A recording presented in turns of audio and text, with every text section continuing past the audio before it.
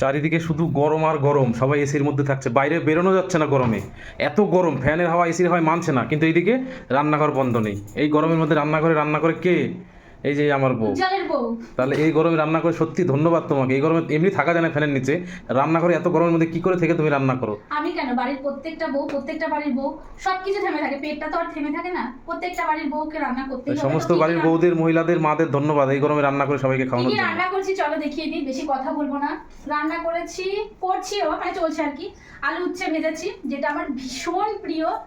আর করব হচ্ছে তোমার পটল চিংড়ি। পটলগুলো আমি ডাসা ডাসা পটল, পটল আলু দিয়ে। এই যে চিংড়ি মাছ নিয়েছিলাম বেশ কয়েকদিন আগে, এটা দিয়ে পটল চিংড়ি করব। কালকে অনুষ্ঠান বাড়ি, তোমার দাদাভাই পটল চিংড়ি খেয়ে বলছে আজকে আমাকে ওই রকম করে পটল চিংড়ি করে দাও।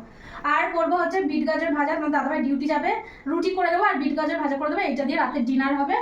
আর দেখো চুনো মাছ নিয়ে এসছে, এরকম এত সুন্দর চুনো, মানে বহুকাল পরে মানে দেখলাম আর কি চুনো মাছ।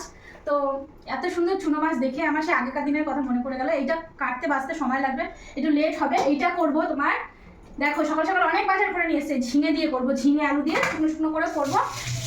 আর হচ্ছে গিয়ে একটা জিনিস আমি ভুল করে ফেলেছি আজকে, না আমার মাথা কি হয়েছে আমি জানি না, এত ভাত রান্না করে ফেলেছি আমি, মানে 1 কেজি চাল রান্না করে ফেলেছি আমি। এই ছোটো হাঁড়িতে রান্না করি, আর ভাত ধরছে না বলে এটাই ট্রান্সফার করে নিলাম আর কি। তো চলো বেশি কথা বলবো না, লেট হয়ে যাচ্ছে, রান্না বান্না করে নিই। চলো টাটা। কেটি রান্না করছে আজকে দুপুরের জন্য, কমেন্ট করে জানাও।